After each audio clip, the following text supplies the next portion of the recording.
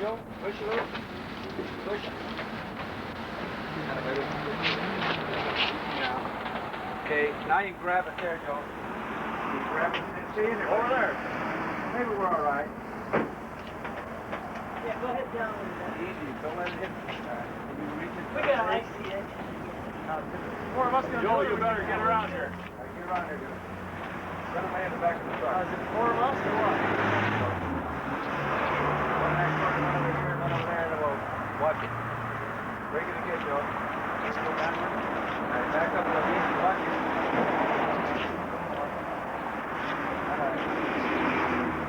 Okay. You guys go first? We're going backwards. You should go last. We're going to turn around in there. Well, that's right. That plywood will hold us good on the end. Yeah, get in the end. That baby. That's why I made it on 3/4. Watch behind you, you guys. You guys better get on the end, too. We're on the end. We're living end. That's what you got, Carla. Yeah, we're living the end.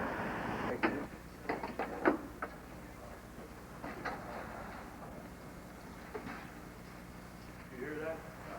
If I'd have known you were coming to the Yes, come on. Joe, you can grab right there. You can No, there's it. Fingers will not pinch over here. Baker. No. Land it about there and you guys can let your side down. They'll come my way about 3/4 of an inch. Too far. Not bad. He's busy tonight. Okay, what? He's real busy. Yeah, he's busy tonight? Yeah. Yeah, we invited George Bush. He's busy. It is with great humility I stand before you and I say, Ich bin ein Asifa. No, sorry. It's a little German joke there.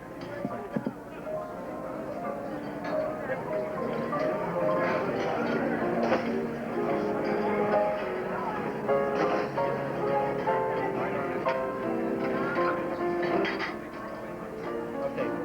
Can anybody hear me this close? Is this the one? That's the one. Hello. Really? I gotta get this close? Oh. Can everybody hear me now? Are you sorry? Okay. Anyway, for anybody that doesn't know, I'm Tom Cito. Hello. Okay. I say this in the deepest humility, and my contract's up next year at Disney, you know, but I'll renegotiate. I will. Anyway, welcome everybody, and I'd like to welcome to this incredible event, this once-in-a-lifetime event. This is really animation's family reunion. It's a gigantic family reunion for this business. I've never seen anything like it. It's tremendous.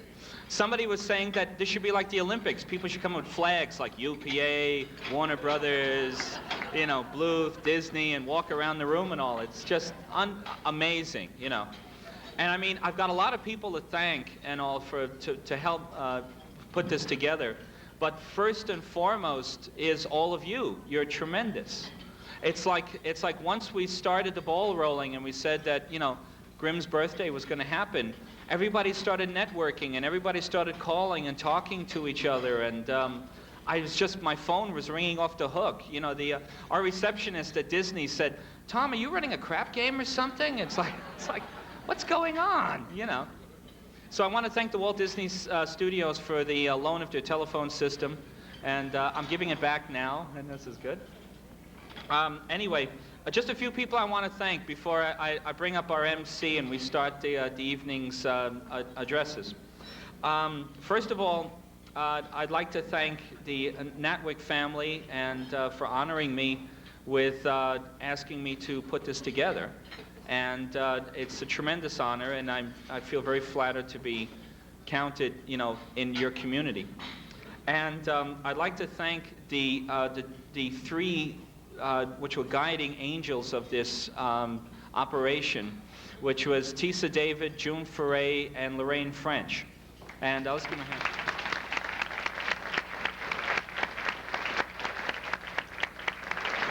It's like, I was sort of doing little Asifa things, you know, just like sort of bring your own bottle, get some tapes, let's look at some Mickey Mouse cartoons. And then June said to me, "Well, you're going to throw Grimm's party." And I'm like, me? This is like something a producer should do. I'm an artist, you know. I mean, it's like, this is like a wedding reception, you know. My wife and I eloped. We didn't even have one, you know. So at one point, we'll all do the hokey pokey or something like that.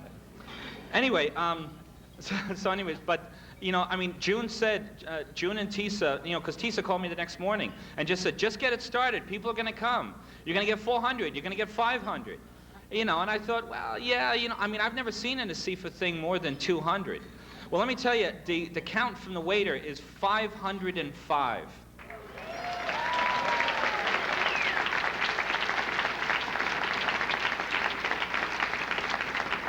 And it's like every major studio, animation studio in Los Angeles is here tonight, and most of the heads. And what? Yeah, there's a lot of heads. There's a lot of heads here. Anyway, the thing is. But anyway, the thing is, yeah, every major studio, and like folks have flown from New York, folks have flown from Vancouver, folks, yay, international rocket ship, yay, there we go. You know, Mike Sporn Animation from New York, and you know, all these different guys. It's just amazing. It's like once the call came out, everybody just started coming. So really, it's just a big hand goes to all of you, you know. So anyway, I'd like to also thank my collaborator and partner in crime, without whom I wouldn't have been able to do this, is Mr. Lou Studi.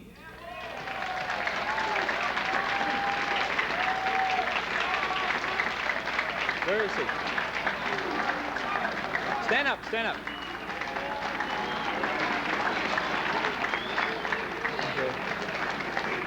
Okay, Lou's the proof of why animators need checkers.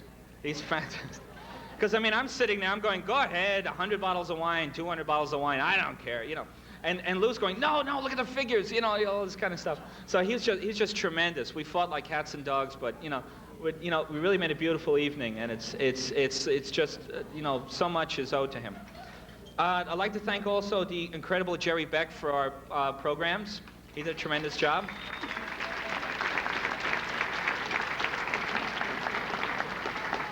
I might even develop an appreciation for Japanese cartoons someday. It's wonderful. But, okay, and then also, I'd like to thank the incredibly fascinating Mark Kausler.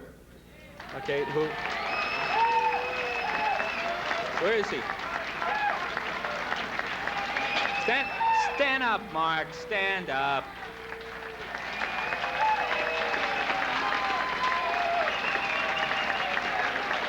Okay. Mark not only lent his incredible film collection and stayed up all night with Phil Denslow at UCLA film training so we could have that little video blurb, but also he had to share a room with me while I told the same jokes to 400 different people. This is the same joke over and over and over again, and you know, he's wonderfully patient. You better get some new material. Okay, and also in short order, I'd like to thank all the people that helped me find addresses and get in touch with people and talk to people, and among them is Phil Denslow, Dave Smith at the Disney Archives, the Motion Picture Cartoonist Local 839, who gave me like the press release, and Jeff and Lynn were tremendous help in getting addresses, UCLA, the UCIFA Board of Directors, even Alphonse's Bar helped me out once in a while. You know, it's like, it was great, you know. So anyway, without any further ado, thank you all, and I hope you're having a wonderful night. And I'm taking my phone off the hook tomorrow, so don't tell me. And it's just really, before I bring Charles up, I just want to say, if anybody ever says that animation's just a business, and it's just a bunch of people just doing things, that we're not a family, that we're not a community, that we're not like one bunch of crazy people doing something we love, well, damn, just look around you. This is incredible. So, thank you.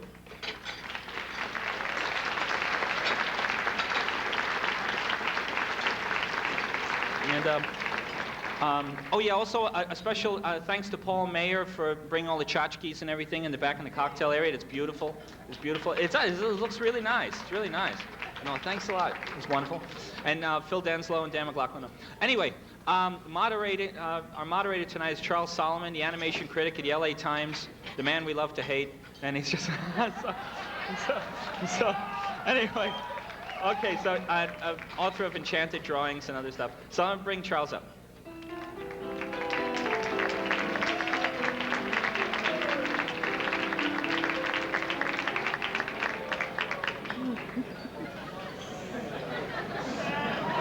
Let's see, those are the people who worked on what? DuckTales, The Jetsons, and the Saturday morning shows, I guess. We all know that Grimm... Sober him up and throw him out. Okay, we know that with Grimm's work, is there gas escaping in here? Next time you introduce me, Tom, do it, a little more tactfully, and then we won't have to go through here so we can get on with the business. Okay, everybody satisfied that we're even for the reviews now and we can go on?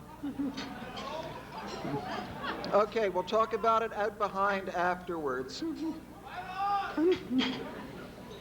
Okay, Grimm's work, as we know, brought the first real convincing animation of the female form to the movie screen. The people whom I'll be introducing will talk more about working with him and his career in depth and from a personal note. Tom asked me to come up with some bits of trivia to try and put a century of life and of animation in some perspective. And for those of you who know Tom, that's like Arco asking someone else to drill for oil. Nonetheless, we know that Grimm was born in 1890, in the same year as Boris Pasternak and Franz Werfel. That's 25 years after Lincoln was shot, 22 years after the flip book was invented, 9 years after the gunfight at the OK Corral, and 3 years after Sherlock Holmes appeared in A Study in Scarlet. When Grimm was born, Benjamin Harrison was president of the United States, which contained 63 million people. And in that year, for the first time, the population of California topped 1 million. Victoria was Queen Empress of an empire on which the sun never set. Alexander III was Tsar and autocrat of all the Russias. Herman Melville, Walt Whitman, Tchaikovsky, and Frederick Douglass were all still alive and working. Puccini brought out Tosca. Ibsen unveiled Hedda Gabler. Gauguin hadn't gone to Tahiti yet, and Marcel Proust was a college student who hadn't written a word. 2 years after Grimm was born, Émile Renaud introduced his Théâtre Optique in Paris that was the first animated projections. And 5 years after that, the Lumiere brothers showed the first films. In 1899, Edward Muybridge brought out Animals in Motion, which Grimm and everyone else used as a reference ever since. 1900 saw Enchanted Drawing by J. Stuart Blackton and the birth of Walter Lantz. Walt Disney was born the next year when Grimm was merely 11. And in 1906, the first animated film, Humorous Phases of Funny Faces, came out. Now, obviously, Grimm couldn't have wanted to be an animator when he was growing up because there was no animation to want to be. In 1913, he was already an adult, well-educated in the arts, and knew enough not to be shocked when the Armory Show introduced modern art to America. That was also the year Raoul Barré founded the first animation studio in New York City and in this country. The next year, Gertie the Dinosaur came out, and the cell was patented. In 1919, Felix and Coco made their debuts in Feline Follies and the first of the Out of the Inkwell films. And we're tactfully going to conclude the history there before we try and figure out how many years before me Grimm was born. Our first speaker we know and love as the creator of Pepe Le Pew, The Roadrunner and Coyote, and many of the other great Warner Brothers cartoons. The winner of 3 Oscars, a Peabody, and numerous other awards, who recently announced he's going back into production, Mr. Chuck Jones.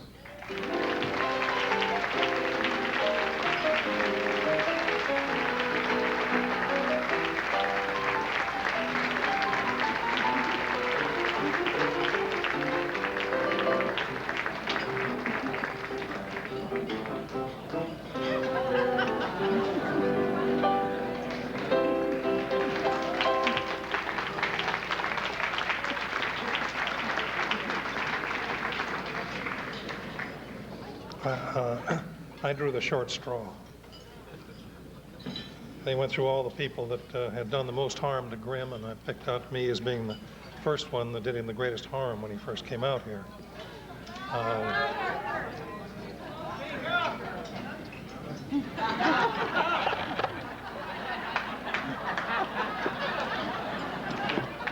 This is the one that counts.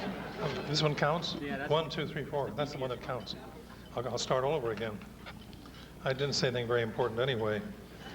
But I wanted to say something to Tom Cito at the outset. And in the New Yorker a number of years ago, they had a full-page cartoon of a huge statue. It contained Hannibal crossing the Alps and 7,000 of Napoleon's troops passing in the other direction, and hand wrestling in transit, and all the Greek goddesses doing naughty things to each other and so on. A huge statue, and down below were standing two little men. One was the sculptor, and he said it started out to be a pair of bookends. That's what I feel like tonight. You see, I'm sure Tom feels the same way. He probably started out maybe hoping for one table and ended up with this enormous thing. But I know this really, to me, as far as I'm concerned, is simply a great therapy session. By having Grimm here at 100 years old, it makes all the rest of us look like children. And when you see Walt Lance dancing around like a 10-year-old, which indeed he was when Grimm started to vote, you begin to realize the therapeutic value of a group like this getting together. But at long last, they're scraping the top of the barrel when they get down to Natwick. I've waited 58 years to pay tribute to Grimm, one of the great draftsmen of our time. Grimm Natwick, who taught me the most valuable lesson of my life, that I couldn't draw my ass. I was Grimm's first assistant when he, Al Eugster, Bernie Wolfe, Jimmy, later Seamus Culhane, came out from New York to join up iWorks. I don't know how many have ever spelled iWorks backwards, but it's spelled screwy. I'll give you another one that you might want to mull about too if you live out in the valley, and that is try spelling Moore Park backwards sometime. It takes a little time, but it's worth it. Actually, I was an in-betweener. The elegant term assistant only came along later.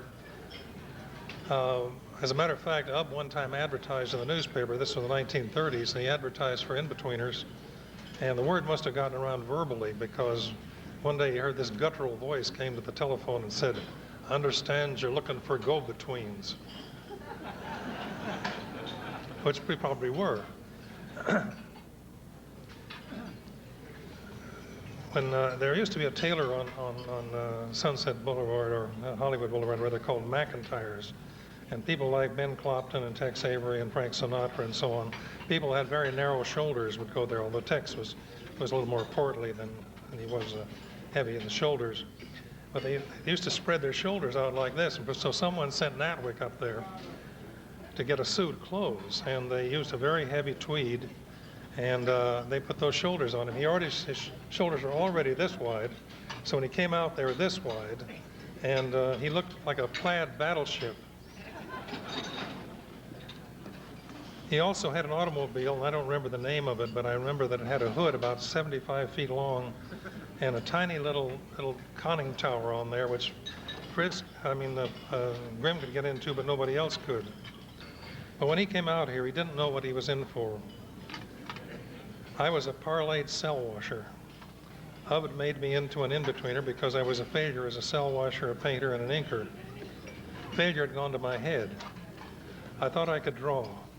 Then Grimm Natwick came along, whereupon even my glazed and youthful eye became aware of great drawing. Grimm had gone to art school in Vienna, perhaps to avoid the draft for the Spanish-American War. And his superb drawing that he learned there made Flip the Frog into something quite beautiful and elegant grace notes. But alas, it was no contest. For every drawing of Grimm's, there were 3 of mine. Once in a generous gesture, he left 17 in-betweens and a chart showing what to do. Unfortunately, I got a hold of the wrong extreme drawing. I think it was a bulldog. And I animated the bulldog into Flip the Frog in 17 drawings. Hub then took pity on me and fired me. And in the next couple of years, I got fired quite often. I was fired twice by Walt Lance, once when I wasn't even working for him. And then somewhat later, I went to work for Leon Schlesinger, where a business manager, Ray Katz, didn't know the difference between a frog and a dog, or indeed between a cell washer and a director. But my short association with Grim Nat was probably the most valuable of my life. He taught me by example that I couldn't draw, but more important, he instilled in me a desire to do so.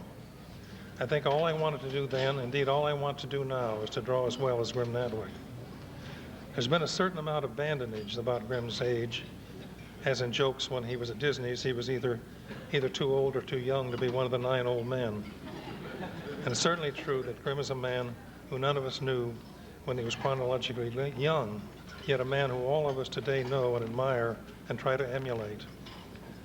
And what a privilege that is. My personal feeling is that Grim Natwick, like Merlin, is going through life backwards, so that he knows everything about what is going to happen and has no intent or any interest in what has happened. But sometime when the youngest of us has gone to Forest Lawn, Grim will be there to give us his last bon voyage. Walt Kelly one time said that about cartooning, he said the cartoonist becomes and stays a cartoonist because of the freedom, the peace of mind spawned out of the fearless knowledge that he doesn't know what the hell he's doing. It's a good life, he said. I would like to say that I've heard a great many words over many years about the Magic Kingdom. But to me, speaking of the Magic Kingdom, about animation throughout the world, and most particularly throughout this area, is about like talking about a great building without mentioning the architect. To me, if there's a Magic Kingdom, the architecture of Magic Kingdom, it's in this room tonight. The old people and the young people and the middle-aged people, like Friz Freeling, these are the people that made this Magic Kingdom, and they're here in this room. And I just hope that no one decides to set off any kind of a detonation here, because some of the great artists and the potential artists and the young artists and the great artists of our peculiar medium are here tonight, and I'm grateful to be with you. Thank you.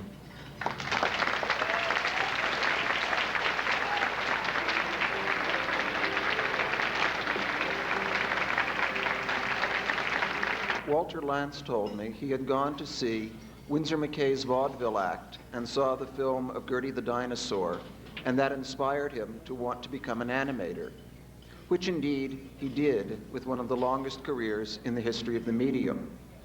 Those of us who grew up during the 50s and 60s remember Woody Woodpecker introducing him as, "Here's my boss, Walter Lantz," on the TV show we watched every week.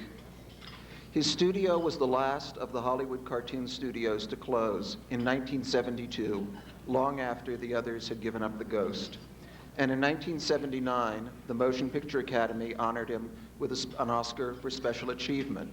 And so here's Woody's boss, Walter Lantz.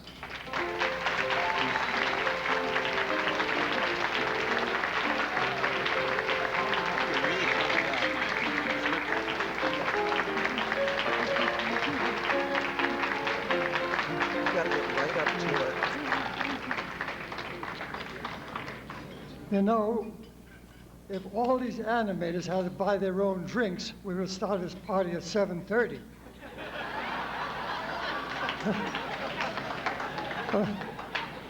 You know, in 1918, I was working for the Hearst Animation Studio.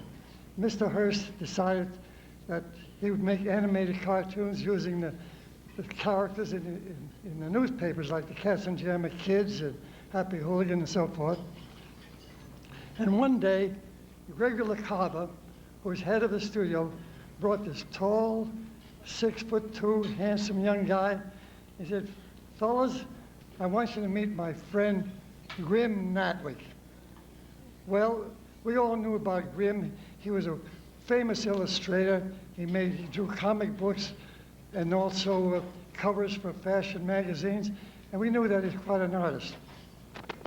Well, anyway, Greg said, "I want you to meet this kid, Walter Lantz. He's one of our youngest animators. He'll show you the shortcuts and what not to do." So Grim joined our staff, and he became an excellent animator. I think he learned faster than anybody that ever started in the business because he was a fine artist. Well, after about 3 or 4 years, Hearst decided that he would make more money selling papers than making animated cartoons. So he closed the studio. So I went to work for the Bray Studios, producing the Colonel Hazelire cartoons, and Grim went to Fleisch's and created that great character, Betty Boop. And you know what happened to Betty Boop?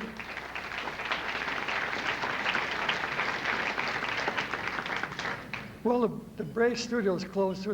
It seemed I was always working for studios that closed. Well, anyway, when Bray Studios closed, I see where did I go then? Oh, Grimm went to Fleischer's, and I was, as I said, was animating for Bray. Well, they only lasted about 4 years, and I decided to come to California. Well, can you imagine, 30 years later, Grim Natwick comes to me looking for a job.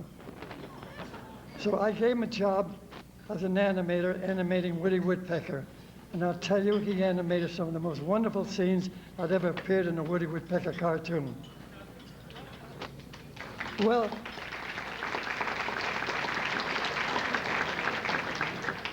Grim, you're 100 years old, and I'm only 90.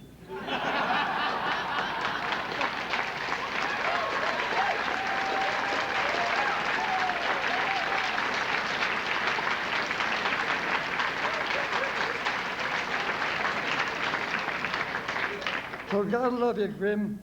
When I'm 100, you'll be 110, and we'll throw the biggest party they've ever had in this town. Thank you, Grim.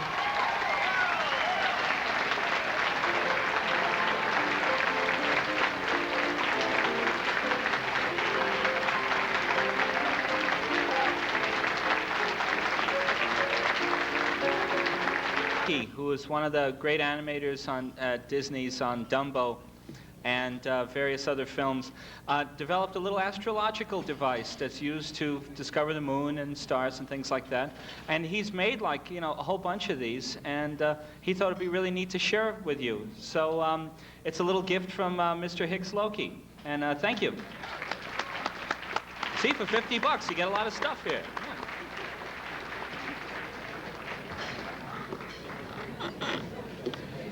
Certainly Grimm's most famous creation is the redoubtable flapper Betty Boop. Although a number of actresses were experimented and tested to do her voice in the very earliest days of the character, in 1931, Mae Questel took over as Betty Coed, and she continued until the series ended in 1939. We also know her, of course, as the voice of Olive Oyl, and even Popeye occasionally during the war when Jack Mercer was unavailable, and numerous other voices. In 1988, a few years later, she came back to reprise the part of Betty for Who Framed Roger Rabbit, and people who go to live-action movies as well as cartoons will remember her as the mother who announced to the world her son had wet the bed in New York stories. That is, of course, the lovely Mae Questel.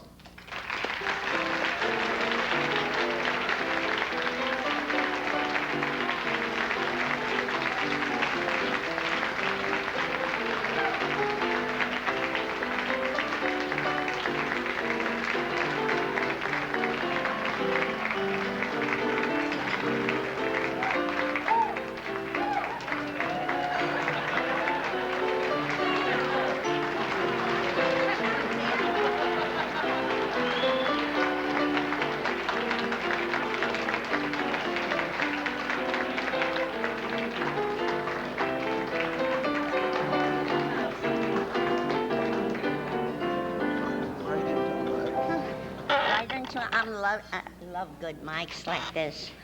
I'm so happy I'm here tonight, really. I'm thrilled. Not only that, but I can't tell you how much I've enjoyed listening to all this. Charles Solomon with a story. We got your books. Oh, boy. This thick. This thick. I think about $90 in the store. But you can get it wholesale. Knuff. Yes, you can get it for $45. You know people. I'm so happy to be here tonight. And a million thanks to you, Grim Natwick, for creating Betty Boop. He made the face. Just wonderful. Not only that, but the first animated American sex pot. Not only that, but she was criticized for that garter. I'll never forget it. Because I did an act as Betty Boop and some other things that I did in vaudeville. And they resented that garter that she wore. What a silly thing. Look at the actresses and what they wear today. And I can tell you, the first time that we have been out here, we met Grim Natwick. I met him at the studios, and I know one thing, he was one of the great animators for Max Fleischer. And I want you to know that my husband and I feel that everybody should always listen to Betty Boop, because not only is she cute, but she's still alive.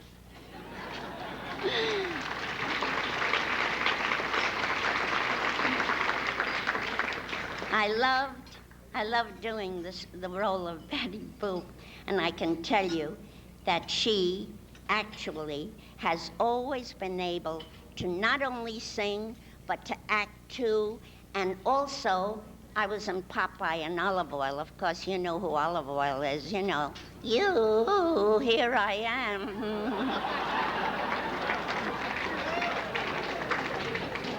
I want to wish you all the best, Grim. You've done a wonderful thing, and you've made her alive again. And I'm so thrilled to be here tonight. My husband and I are having such a wonderful time here.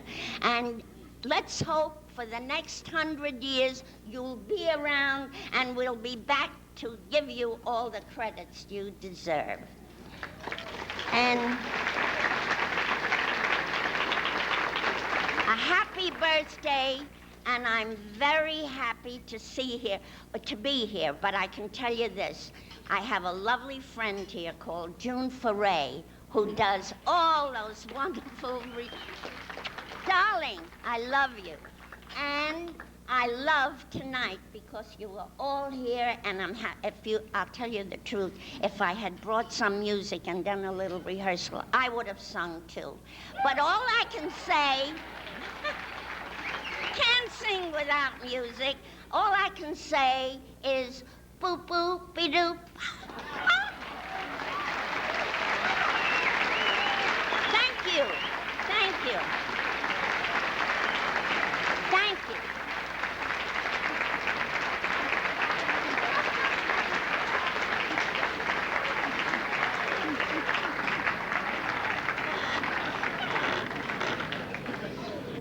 He received the somewhat thankless task of animating the heroines in the Disney films, and occasionally the villainesses. Among the characters he worked on are Snow White, Cinderella, Tinker Bell, Maleficent, and of course the flamboyant Cruella de Vil. If Cruella still has her fans, Mark. As he said, these characters which he worked on and about whom he learned from Grimm are the spine of the film, and that if you don't believe in them, you don't believe in the comedy, and the rest of the film doesn't matter. After he finished with animation, he went on to design rides for Disneyland, including the Pirates of the Caribbean and the Haunted House. And so, here's our next speaker, Mark Davis.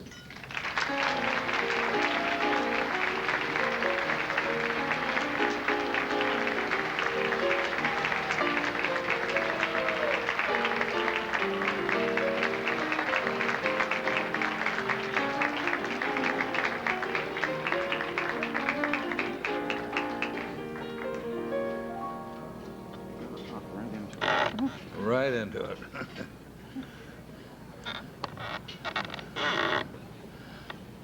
I met somebody recently, and they said, "You worked with Grim Natwick?" And I said, "Yes, I was his assistant on Snow White." And they said, "What did you learn from him first?" And I said, "I learned how to drink wine."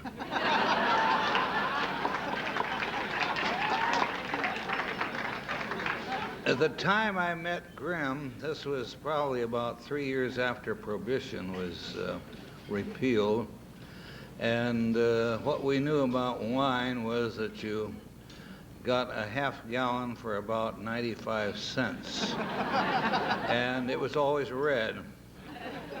Well, I found out from Grim that there was wine that came white, came in smaller bottles, and was absolutely delicious. This I owe to Grim Natwick.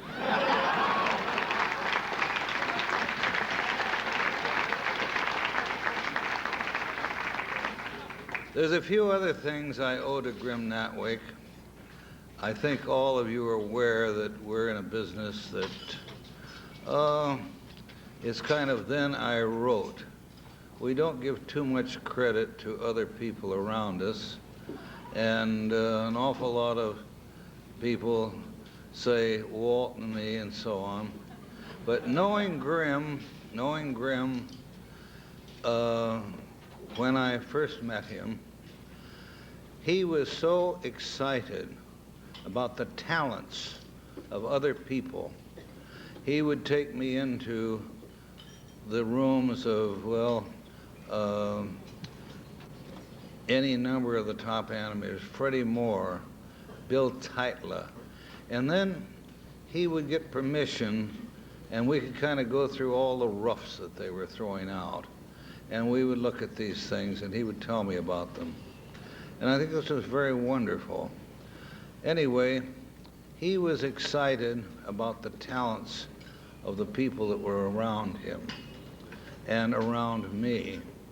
And this is something that is very rare. I think we're all inclined to say, I did this, I did that, and so on. Grim was never that way. Grim was excited about artists. And I envied him because, and I think a lot of us did, because he'd had the opportunity much earlier to study in Europe. And this is exciting to people like, I guess I was maybe 23 years old when I met Grim. And, well, you can figure out the bit from there. We met in 1936. Anybody who has a pencil can figure it out easily. Anyway, all I can say is this was a very wonderful man, is a very wonderful man, and happy birthday, Grim, and many, many more.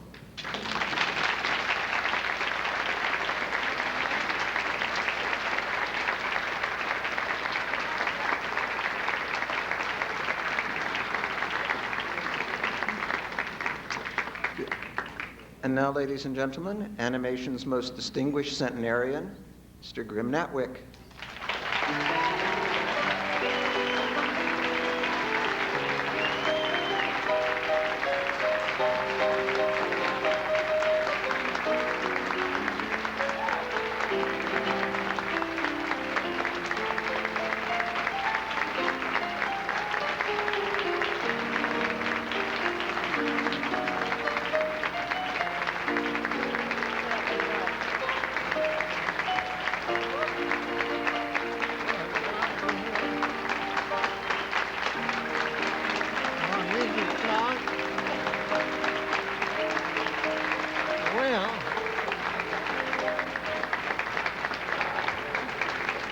I hope you could all hear from this microphone better than I could. Because I would have liked to have it about 2 registers higher.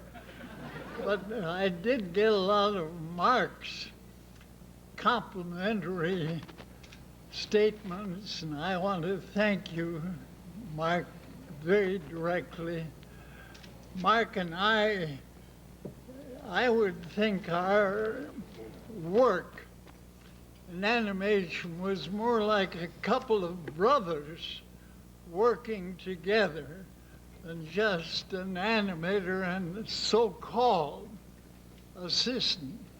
Mark probably in many ways drew better than I did. I had the advantage of having done animation for a longer time, but I was considerably amazed through my life in the studios at men like Bill Teitler and Mark, of course, developed into a major animator at the Disney studio. But Walter Lantz and some of the Supermen, Bill Nolan, other fellows that he gathered together in his studio, there were great, great talents. And any one of them, if it had been a different season, a different generation, probably would be well-known painters, well-known artists. Animation itself was a special art. To make one drawing, most of them could do that pretty well, but to keep the feeling of a character through several hundred or even several thousand drawings took a very unusual talent. And most of the animators, not only in the Disney studio, but in all of the studios, did things. I borrowed and borrowed and borrowed. Every time I would see a good scene, I'd try to get a copy of it and run it and say, how the devil did he do that? Put the drawings together and say, that. I'd file it up here and use it in the next scene. And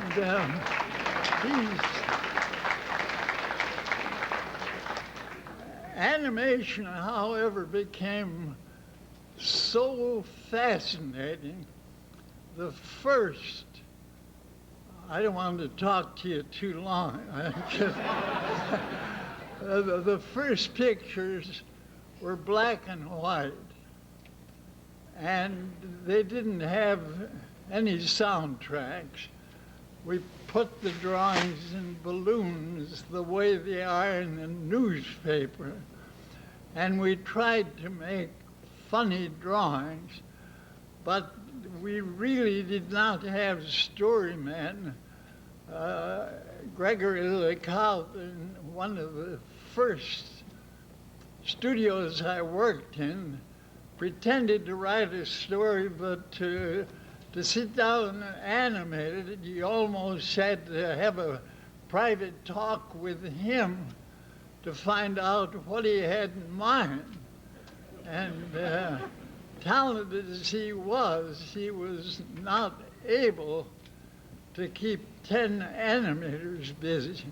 Walter Lantz, by the way, was an experienced animator at the time I first took a job at the Hearst International Studio.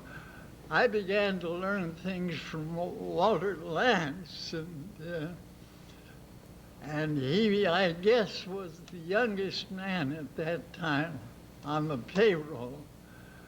But I had one desire. I met a few of the artists who were doing covers for Saturday Evening Post, people like Dean Cornwell and a few others, and they were getting $2,500 for a single drawing. Here we were making 500 drawings, earned that much. So I kept going back to school And that is probably the main reason that I eventually began animating girls. I spent 8 years in art schools, 3 in Chicago and a couple in New York. When I'd saved a little money, I went over to Europe, and I discovered there is an interesting story behind this, but it'd take too long. Simmering it down after World War I, when we were all released from the army, I had had a pretty good job. I was doing song covers for a song printer, and there were hundreds of amateur songwriters in America, so he could keep me pretty busy doing something. But after the war, the government, the United States government, dismissed us and gave us each $60. So I took mine and bought a suit of clothes that never fit, but we got so used to the Army uniforms, we lost our vision. When we stood in front of a mirror, we saw something that wasn't really there. And so I phoned my friend LaCava, who by that time had been put in charge of an animation group that I first mentioned roughly. The drawings were printed black and white and no colors, so you could never build anything around a color pattern. But we thought we learned how to get a little bit. One gag, and now it seems extremely stupid to me, but it came out of this brain, and it was the best I could do at that time. Judge Rumhauser and Silk Hat Harry were 2 close friends. The judge was a court judge, presumably, and the Silk Hat Harry was a gambling idiot who was crazy about pretty nightclub girls. So he was always leading the judge away, and the judge's wife, who was about this tall and this broad, was continually looking for her husband in the impure nightclub dance halls. So she appeared before one of them, and a big-chested, husky, uniformed man was out there outside. He put up his hand. He said, "You can't go in there, lady," and in a balloon, of course. And she just stared at him, and 2 arrows came out of her eyes and pierced him right in the neck. And he just rippled down until there was nothing but a black spot on the floor. She stepped over that and went in and got the judge, who was there, of course. And he was dancing with the pretty blonde, and up to the time that his wife was able to get hold of his collar. So that was my first animation, and the first gag that I thought, really, that came out of this little brain right here. And I became...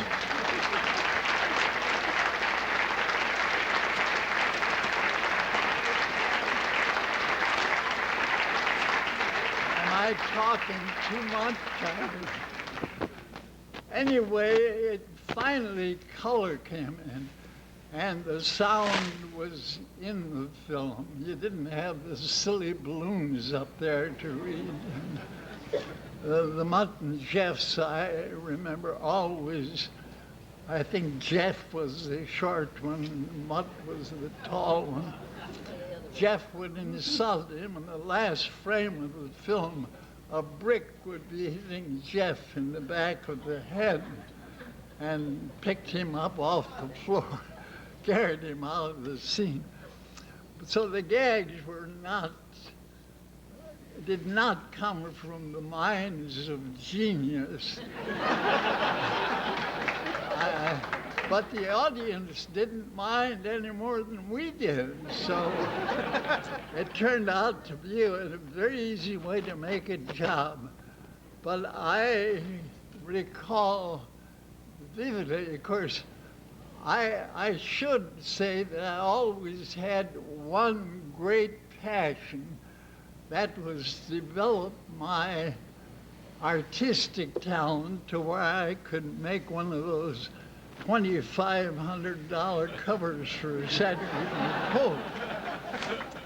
And I thought the way to learn to do that is to go to art school. So I spent 3 years at the Chicago Art Institute, and on weekends I learned to design designs for song covers. In those days, with limited musical recording, almost every family had an organ, and one person knew how, or a piano, one person knew how to play it, and the rest of the family stood around and sang, and they entertained themselves. Of course, that's all been changed with the development of sound and color in film. But I was leading somewhere, but I got lost on a cow path somewhere on the way. Graham, you're going to say some thank yous, and we'll present you with your cake. Oh, well, I'm beginning to think that I'm a better talker than I was an animator in those days. We don't want you to wear yourself out. I am going to stop talking, but I did finally. I finished a fine art education at the Academy of Fine Arts in Vienna, Austria. And one thing that I did learn, which unfortunately, most of the animators did not. A lot of them could draw a pretty girl, but they couldn't animate. I had learned animation, and I finally learned to draw a cute girl, one of them being Betty Boop, which of course You don't have to wear yourself out here. No, they don't want me to wear myself out, so I'm going to stop talking.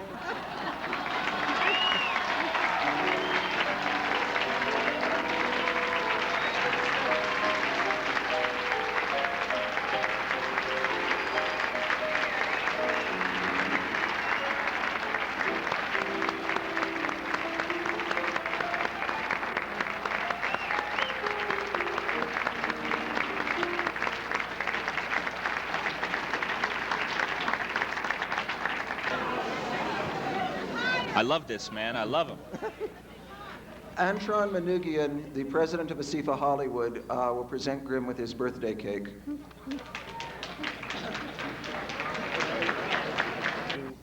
First off, thank everyone again who made this evening's event possible. Of course, there were many individuals whose individual efforts made this party a reality. But of course, I don't have all the time in the world to thank each and every one of them.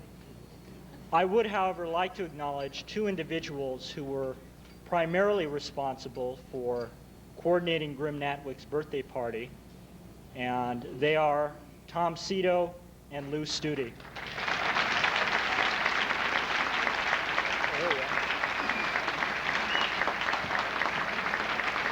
For attending this function was a astounding turnout, quite more than we could even imagine, as Tom was saying earlier. And of course, I want to thank you for coming. Your participation has made this event a huge success. Furthermore, I'd like to take this opportunity for those of you who aren't members of ASIFA Hollywood, I'd like to invite you to join our organization. Your support will allow us to continue putting on events such as this, as well as sponsor other activities that will help promote the art of animation. Earlier this year, when the board of directors decided that we wanted to undertake this project of giving Grim Natwick his 100th birthday party, it was decided that we wanted to give the proceeds from the sale of the tickets to this party to Grim as a birthday present. So at this time, I'd like to present Grim a check in the amount of $5,328.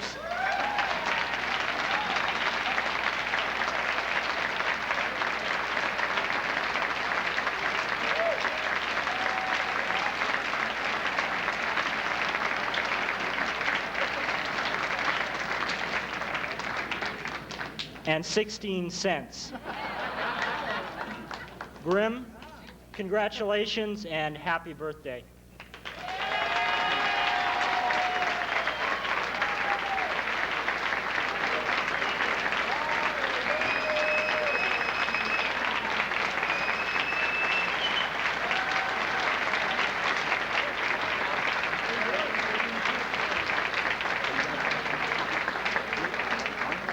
Happy birthday to you. Happy birthday, dear Grim. Happy birthday to you.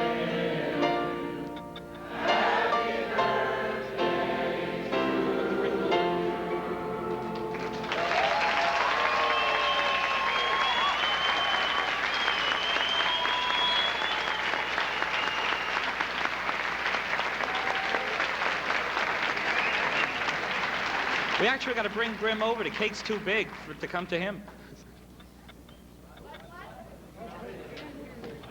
I said, we have to bring Grim over. The cake is too big to come to him. It's 8 feet by 4 feet.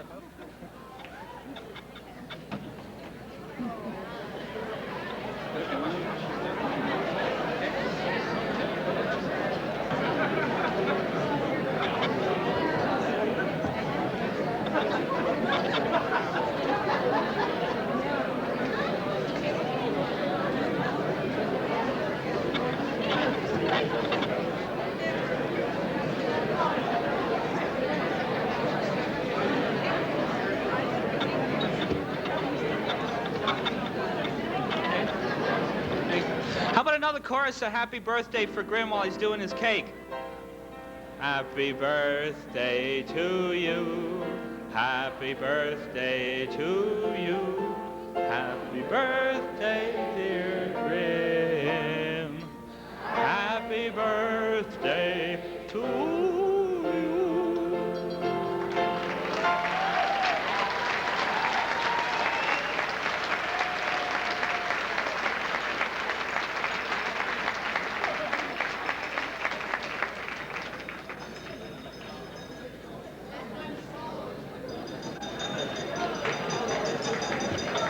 Hey, you know what I think would be a neat idea? Grim needs some assistance. I want everybody who's ever assisted a Grim Natwick scene to come up to the cake and help him. I noticed like Irv Spence and Mark and Tisa, and so come on, let's get all the assistants up.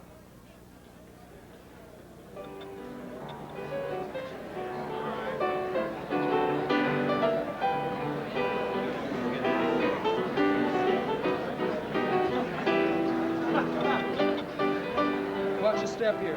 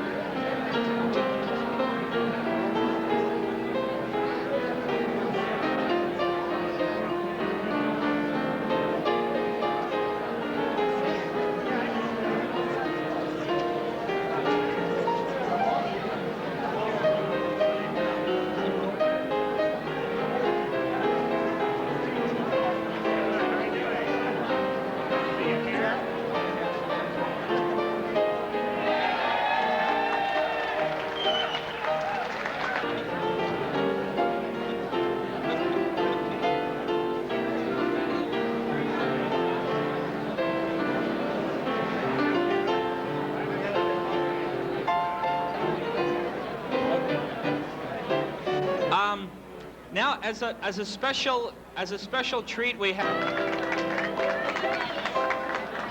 My friends, once again, I come to you as neighbor.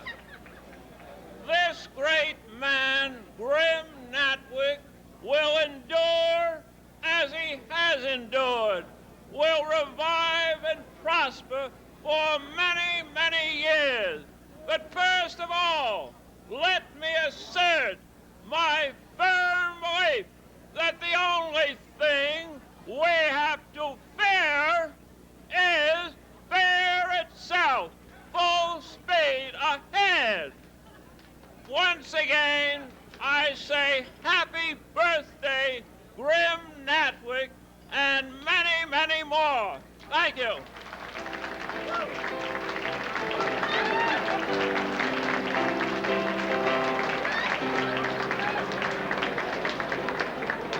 It's Mr. Ellsworth Barthen, who is a longtime New York assistant and part-time professional Franklin Delano Roosevelt impersonator. And he is. And he flew out to New York from New York just for tonight.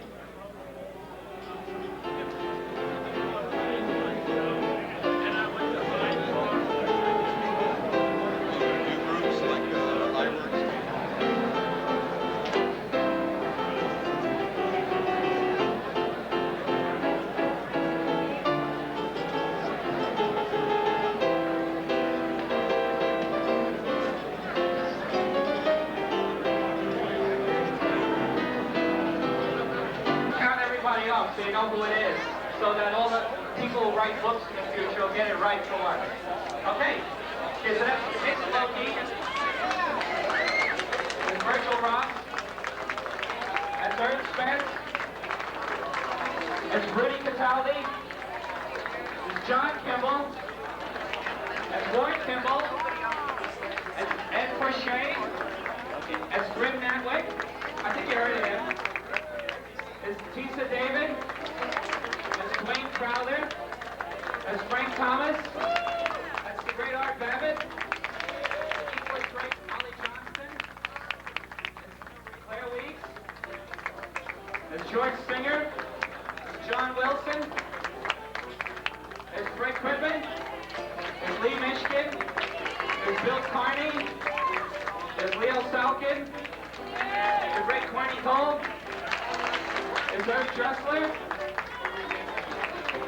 What? Okay, Bob Little? Okay. Bill Littlejohn? Mark David? Okay, Bob McIntosh? Ed Friedman? Okay, Franklin Delano Roosevelt? Ellsworth Barthen? And Lou Zucker. So one more hand.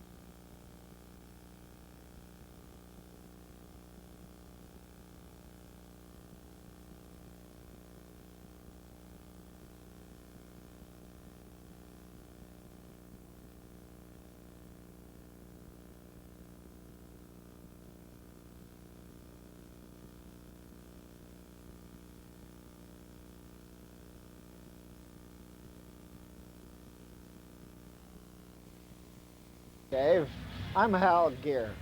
For many years, I was executive producer and manager of the Warner Brothers cartoon department. I've been asked to say a few words about the preservation of Warner Brothers cartoons. As real cartoon buffs know, the Warner's cartoons during its great golden years were basically photographed by a system called successive exposure. In other words, 3 pictures were taken on black and white film through 3 color filters. These 3 color separations were then printed onto IB stock for printing by the Technicolor process. These were the greatest prints that ever hit the screen. Later, when Eastman negative came along, these successive exposure negatives were converted to Eastman color negatives for printing on Eastman release stock. People who love a good print still love to see the old Technicolor IB prints, as we call them, because of their color saturation and their beauty. At least Warner's has made several different moves to protect these old cartoons. With respect to the soundtracks, original recordings of music and sound effects were composited on one track. This was called a minus dialogue track and used for all foreign versions where a foreign soundtrack could be dubbed into it. The composite track and the minus dialogue tracks were ultimately composited and recorded separately and together on some half-inch mag tape. So now then, all of the soundtracks are well protected.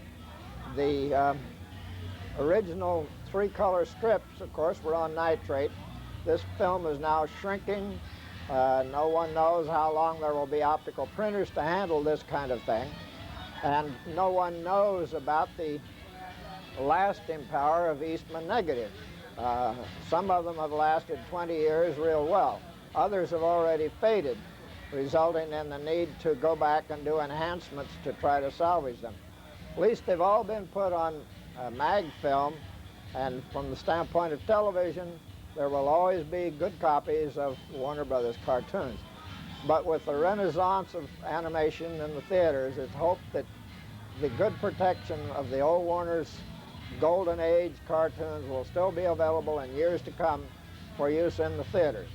Because as long as people want to laugh, Daffy and Bugs and all the rest will be among their favorite characters. It's Betty Boop talking, and I love seeing Grim Natwick today.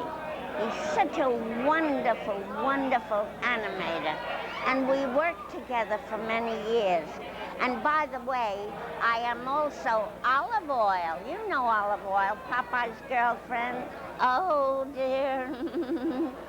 But I still love Betty Boop best of all, like boop boop be doo.